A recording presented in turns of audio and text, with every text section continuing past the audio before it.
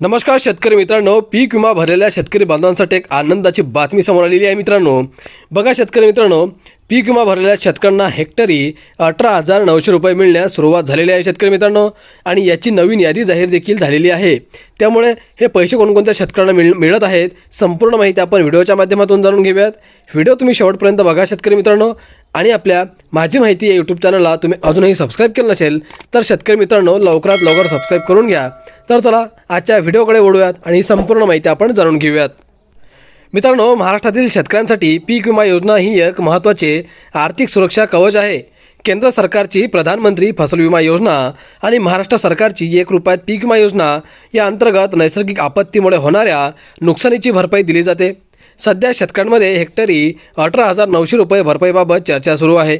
त्याबद्दलची सविस्तर वस्तुस्थिती आपण खालीलप्रमाणे समजून घेऊयात. शेतकरी मित्रांनो, विमा संरक्षित रक्कम आणि नुकसान भरपाईचे गणित. मित्रांनो, पीक विम्याचे प्रत्येक पिकासाठी आणि जिल्ह्यासाठी विमा संरक्षित रक्कम वेगवेगळी असते. मित्रांनो, नुकसान भरपाईचा आधार.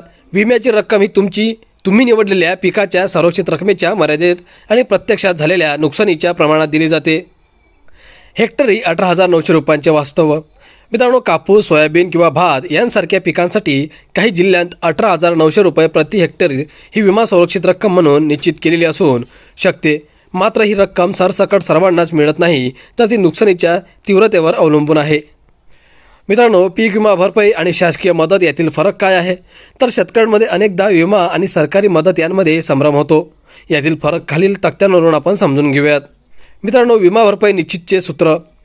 विमा भरपाई काढण्यासाठी खालील सूत्रांचा वापर केला जातो.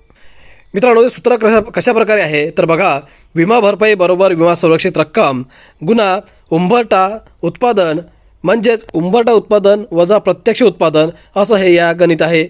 मित्रांनो, नुकसान झाल्यास काय करावे तर 72 तासांचा नियम आहे. जर नैसर्गिक आपत्तीमुळे अतिवृष्टी, गारपीट किंवा पूर या गोष्टींमुळे पिकांचे नुकसान झाले तर शेतकऱ्याने 72 तासांच्या आत खालील मार्गांनी माहिती देणे अनिवार्य आहे.